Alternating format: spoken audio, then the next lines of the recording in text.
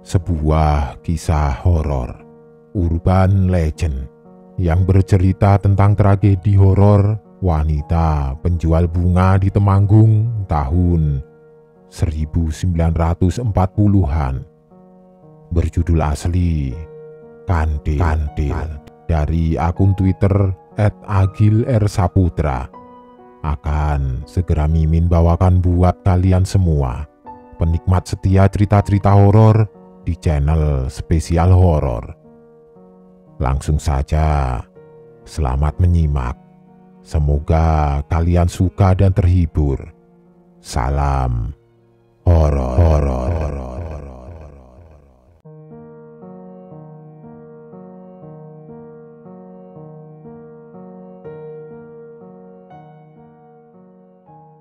Temanggung, era 1930-an. Kantil, seorang janda muda. Konon cantiknya ini paripurna sehingga kerap membuat para lelaki berhantam untuk merebutkannya. Kantil ini cerai mati. Desas-desusnya sang suami dulu meninggal terkena teluh atau santet dari seseorang yang menginginkannya. Kantil tidak punya anak. Dia hidup sendiri sepeninggal suaminya. Profesinya adalah penjual bunga sajen di sebuah pasar wage. Pasar wage adalah pasar tradisional yang hanya buka di kala hari pasaran wage. Misal, Minggu wage, Selasa wage, dan seterusnya. Banyak lelaki yang memperebutkannya dari kaum jelata hingga parlente. Dari yang bujang, duda, bahkan tidak jarang pria beristri pun ikut menginginkannya. Kantil ini memang jelita. Mungkin karena darah campuran Jawa Belanda. Karena menurut isu yang menyebar, ibu Kantil dulunya adalah gundiknya orang Belanda, tapi diterlantarkan. Ibunya meninggal waktu Kantil masih kecil. Kantil pun diasuh oleh seorang Demang hingga akhirnya dia diusir sekira umur belasan. Karena kecemburuan anak-anak Demang tersebut. Untungnya sebelum Demang itu meninggal, Kantil diwarisi rumah sepetak. Disinilah Kantil akhirnya bertemu pujaan hatinya dan menikah. Tapi itu tidak berlangsung lama, sekira 2 tahun usia pernikahan, suami Kantil meninggal. Sepeninggal suaminya, Kantil harus menghidupi dirinya. Dia menyambung hidupnya dengan berjualan bunga sajen, mawar, melati, bunga kantil, pandan, kenanga, sejenis itulah. Nama Kantil sebenarnya bukan nama aslinya. Itu cuma julukan saja diambil dari salah satu bunga yang dijualnya, yaitu bunga kantil. Saat menjanda, banyak lelaki yang mau meminangnya. Dari lelaki biasa hingga yang mapan. Tapi tidak mudah mendapatkan hati Kantil ini memang. Bertahun dia menjanda sampai akhirnya di tahun 35-an, ada satu pria yang berhasil mendapatkan hati Kantil. Para lelaki yang memujanya tentulah kecewa. Tapi yang lebih mengecewakan lagi adalah laki-laki yang berhasil mendapatkan hati Kantil adalah pria beristri. Sebut saja Sasongko. Pria paruh bayah, dia adalah lurah bentukan Belanda. Tergolong orang yang punya pengaruh di daerah itu. Tentu tidak ada laki-laki yang berani beradu dengan Sasongko. Kantil seperti diperdaya dengan hartanya, hanya dikasih janji akan menikahinya setelah dia menceraikan istrinya. Tapi Kantil seperti mau-mau saja.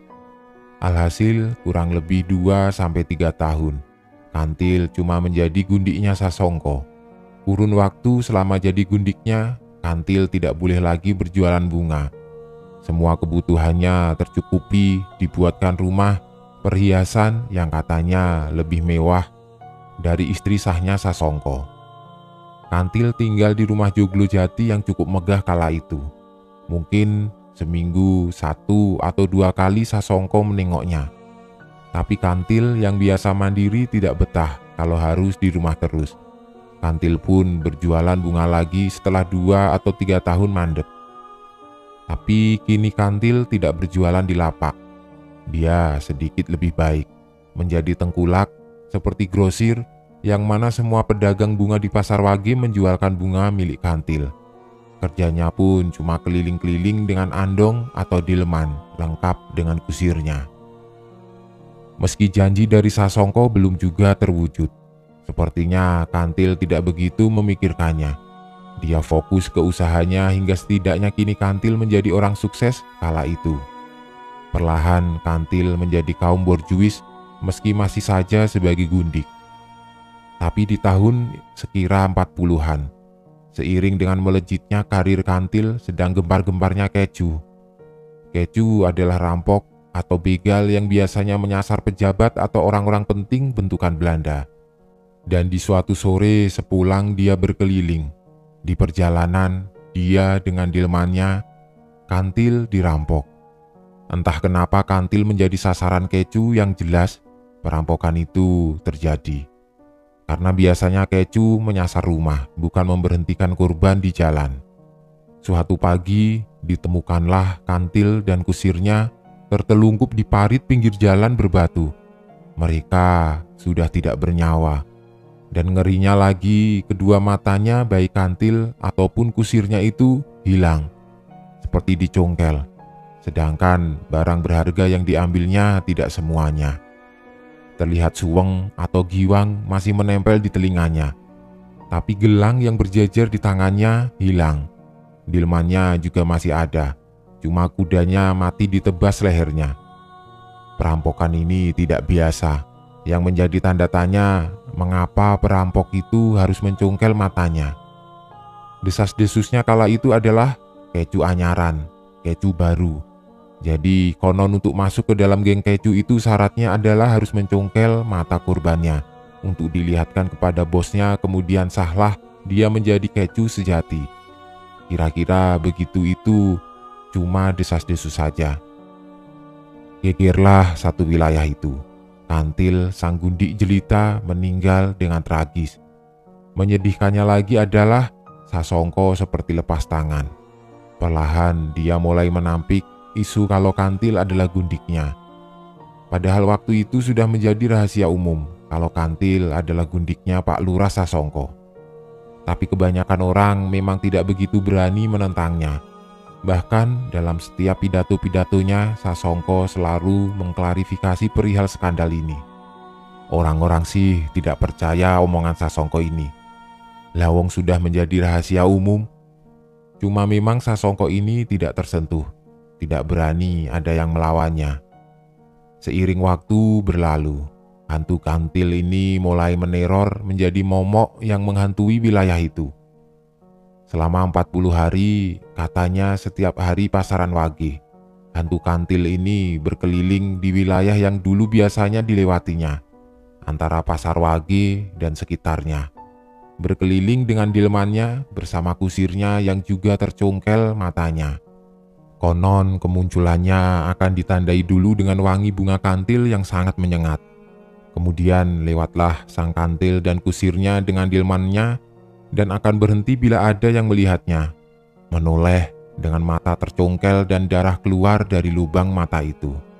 Begitulah Mbah Gotro, narasumber, menceritakan sejarah hantu Kantil yang mana itu adalah cerita temurun dari bapaknya. Dan kali ini giliran cerita yang dialami oleh Mbah Gotro sendiri. Pasca kemerdekaan di antara kurun waktu 1950 sampai 1965. Wilayah Pasar Wage yang mana dahulu menjadi tempat Kantil berjualan bunga sudah dipugar dan dipindahkan ke tempat yang tidak begitu jauh dari situ. Tujuannya agar lebih strategis. Namun kepindahan itu justru menjadi lokasi Pasar Wage lebih dekat, bahkan sangat dekat dengan TKP di mana tragedi perampokan itu dulu terjadi. Temanggung 1965. Sekira sudah 25 tahun berlalu. Terhitung dari tragedi Kantil itu terjadi. Namun, cerita hantu Kantil ini terus berkembang menjadi urban legend yang cukup terkenal di wilayah tersebut. Sebagian orang menyebutnya setan dokar atau setan delman. Mungkin karena setiap pemunculannya selalu dengan dokar atau delmannya. Entah kenapa setelah Pasar Wage dipindahkan, urban legend Kantil ini yang tadinya biasa saja menjadi seperti hidup lagi, dengan gangguan yang lebih sering. Saat itu musim tembakau tahun 1965. Mbah Gotro kala itu masih remaja, usia sekitar 25-an. Malam itu menjadi tidak biasa, pasalnya Jumat Wage lalu ada warga yang bersumpah telah melihat setan Dokar dan kebetulan hari itu adalah hari Wage. Gotro yang biasanya ngerajang tembakau hingga menjelang pagi. Tapi malam itu Gotro memutuskan untuk berhenti di sekitaran jam 11. Suasana desa lumayan mencekam setelah kesaksian itu. Pasalnya desa tempat Gotro tinggal adalah desa yang paling dekat dengan pasar Wage. Sebenarnya Gotro masih kurang yakin dengan isu setan Dokar itu. Tapi tetap saja dia takut. Warga pun yang rata-rata petani tembakau terlihat semua menghentikan aktivitasnya sebelum tengah malam. Tapi Gotro tidak bisa tidur malam itu. Sekira pukul 12 malam, dia pun memutuskan untuk melanjutkan aktivitasnya tapi di dalam rumah.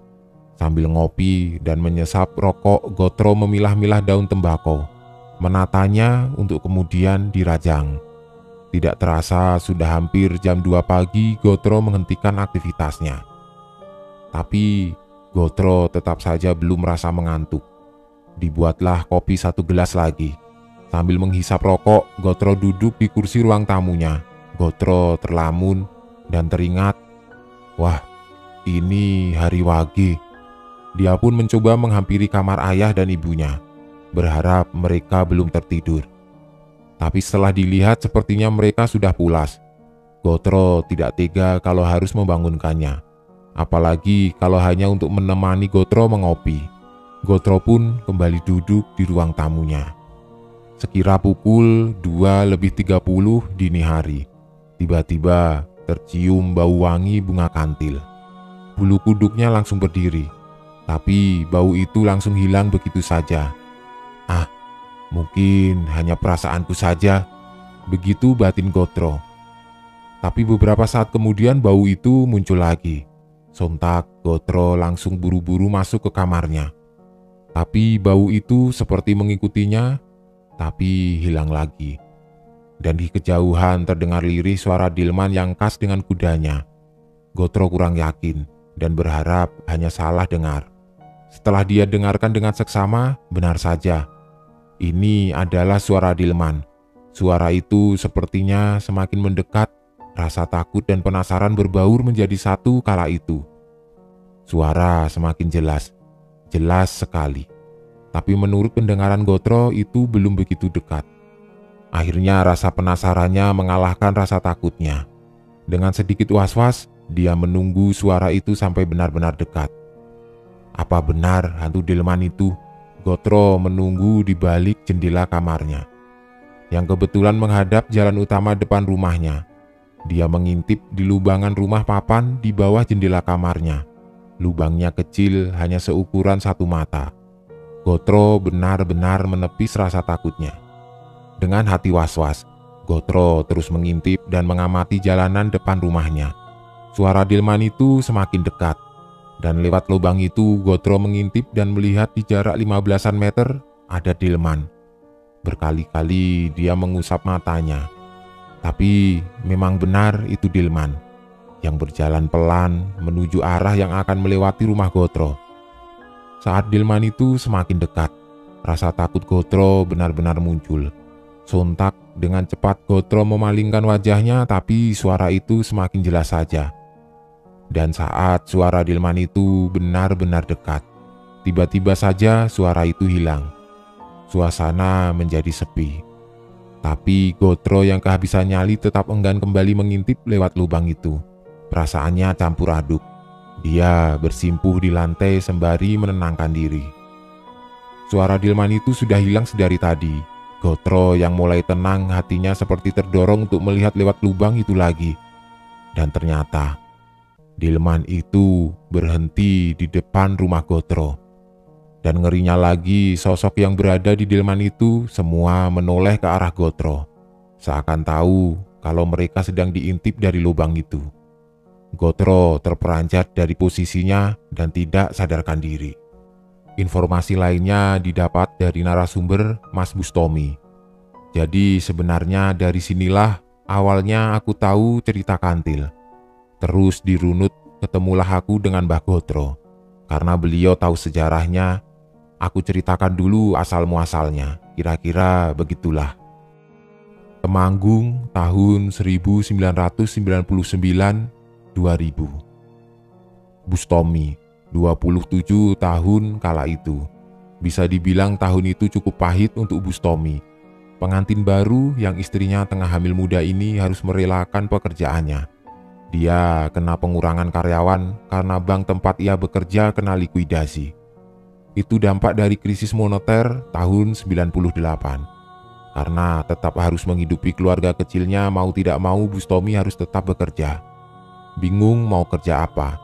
Akhirnya sarjana S1 Ekonomi Manajemen ini harus rela banting setir menjadi opang, ojek pangkalan. Temanggung 1999. Cerita tentang hantu kantil atau setan dokar kini sudah menjadi urban legend yang diceritakan dari mulut ke mulut. Ada yang percaya, ada juga yang menganggap itu hanya isapan jempol belaka. Seperti halnya Bustomi. Sebagai orang terpelajar, tentu dia tidak percaya. Walau teman sesama tukang ojeknya mempercayainya. Bahkan setiap hari wage, rata-rata mereka tidak pernah berani narik sampai malam. Tapi Bustomi menganggap itu cuma sebatas guyonan belaka. Justru itu malah menjadi keuntungan buatnya. Setiap pagi malam, dia tidak perlu berbagi penumpang dengan temannya dan memang tidak pernah terjadi apa-apa. Tidak ada hantu kantil, apalagi setan dokar. Sekira setengah tahun, Bustomi mulai menikmati pekerjaannya dengan usia kehamilan istrinya yang semakin mendekati 9 bulan. Otomatis, dia menjadi lebih giat bekerja. Bahkan seringkali dia menitipkan istrinya ke rumah orang tuanya agar dia bisa pulang lebih larut untuk mendapatkan hasil yang lebih baik tentunya. Suatu hari di siang terik, Bustomi ngopi di warung samping pangkalan dengan teman seprofesinya. Terjadi percakapan yang sepertinya serius tentang Mamat, kawan sesama mengojek yang sudah tidak kelihatan selama 2 bulan. Kalau kata orang sekampungnya sih habis dapat penumpang gaib, terus kapok tidak mau ngojek lagi. Bustomi yang mendengarnya spontan langsung tertawa. Kawan-kawan di situ langsung menatap sinis ke Bustomi. Ibu-ibu pemilik warung nyeletuk. "Mas Bustomi itu jangan begitu, dapat penumpang setan, baru kapok kamu." Dengan nada bercanda, Bustomi menjawab, "Alah, aku tidak percaya Bu. Lagian kalau itu setan juga nggak apa-apa, toh juga ngasih duit kok," kata Bustomi sambil tertawa. Satu lagi kawannya menimpali, "Wah, Bustomi ini memang sok berani. Aku ini loh yang pernah lihat, berani sumpah aku," kata Pak Wanto, pengojek paling senior di pangkalan. Kalau dari segi umur memang Bustomi lah yang paling muda. Selisihnya mungkin 10-20 tahun dari teman-teman seprofesinya. Jadi memang Bustomi tidak bisa terlalu dekat karena mungkin memang obrolannya sering tidak satu frekuensi. Tadinya ada satu orang yang seumuran, Mamat. Itu yang kabarnya berhenti ngojek gegara dapat penumpang gaib. Mamat juga yang dulu kadang sering bersama Bustomi narik sampai malam walau di hari wage. Bustomi ini orangnya tidak religius, jadi cuma seperti orang berpikiran maju saja. Tidak ada pondasi untuk melegitimasi keberaniannya. Cuma sebatas berani atau nekat saja.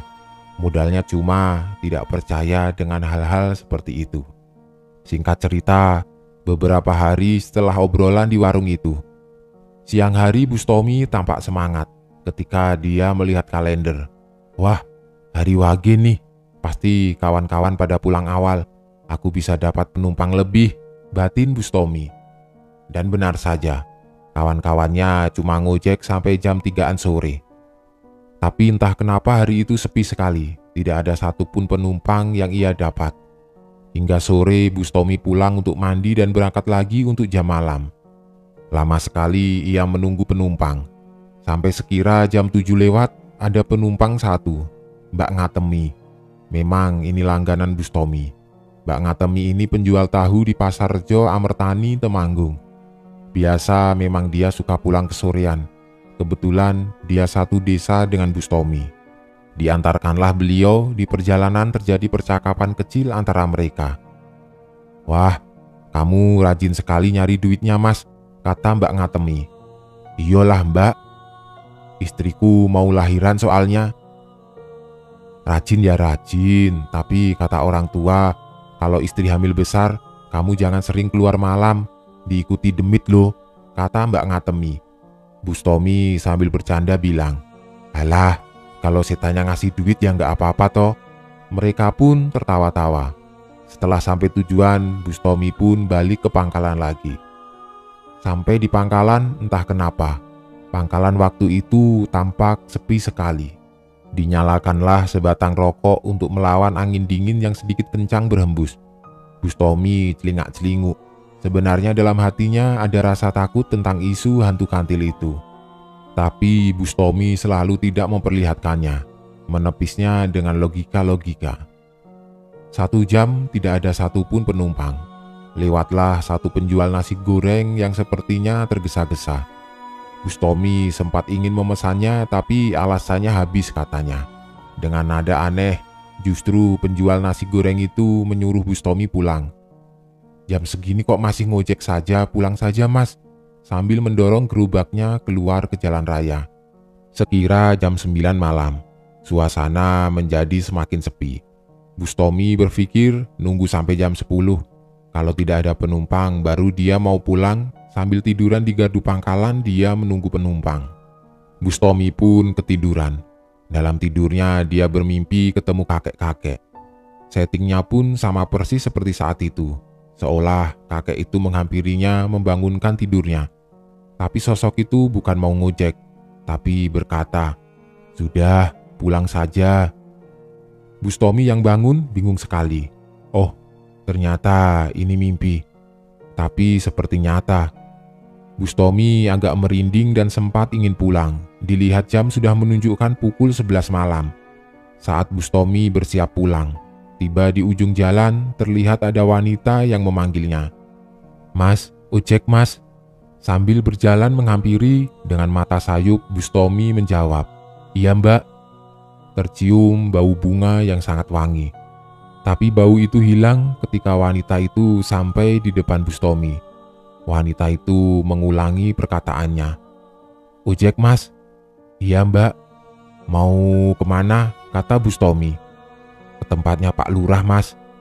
"Pak Lurah? Pak Lurah siapa?" Karena Pak Lurah di situ cuma ada satu. Tanpa basa-basi diantarkanlah wanita itu ke tempat tujuan.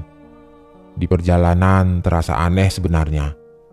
Seperti membawa beban yang berat, motor Bustomi seperti terseok-seok karena perjalanan lumayan jauh, melewati 2 atau 3 desa. Bustomi mencoba berbasa-basi. "Orang mana sih mbak? Kok malam-malam?" "Orang sini saja mas." Wanita itu menjawab dengan nada yang agak menggoda. Suasana mulai cair. Ngobrollah panjang lebar sampai Bustomi menyadari jalan yang dia lalui sekarang seperti jalan yang tidak pernah dia lewati sebelumnya. Yang jelas, dia tidak mengenali jalan itu. Jalannya seukuran 2 motor dan di pinggirnya seperti hutan-hutan. Perasaan Bustomi mulai tidak enak. Dia mencoba bertanya kepada wanita itu, "Ini masih jauh ya mbak?" "Tidak mas, itu berhenti di depan itu." Terlihat di depan itu memang seperti ada cahaya keramaian. Bustomi yang lega berhenti. Ada rasa aneh yang tidak bisa dijelaskan di hatinya. Setelah berhenti dan wanita itu turun, barulah keanehan itu terjawab. "Berapa mas?" kata wanita itu. Ketika Bustomi mendongakkan kepalanya, wajah wanita itu berubah, mengerikan. Matanya tidak ada, hanya darah yang terlihat di lubang mata itu, dan wanita itu cekikikan sambil berkata, "Aku ini kantil loh mas." Sambil menepak tangannya ke badan Bustomi. Seketika pemandangan berubah, wanita itu hilang, dan Bustomi ternyata berada di tengah kuburan dengan motornya. Bustomi lari sekencang-kencangnya menuju keramaian. Tapi dia pingsan di tengah jalan. Sampai keesokan harinya dia ditolong warga. Dia berada di desa sebelah. Dan yang aneh di sini adalah keberadaan motornya yang ada di area pemakaman itu. Yang mana bila motor itu sampai di situ harus melewati tangga yang cukup banyak dan tinggi. Evakuasi motornya pun cukup sulit. Hari berlalu sejak kejadian itu, Bustomi sudah tidak menjadi tukang ojek lagi. Dia benar-benar kapok sampai sekarang. Ternyata Pasar Wage itu sekarang sudah jadi area pekuburan. Dan konon di hari Wage warga suka mencium bau bunga kantil yang sangat menyengat. Padahal tidak ada tanaman bunga kantil di situ, dan konon itu menandakan awal hantu kantil itu menampakkan dirinya.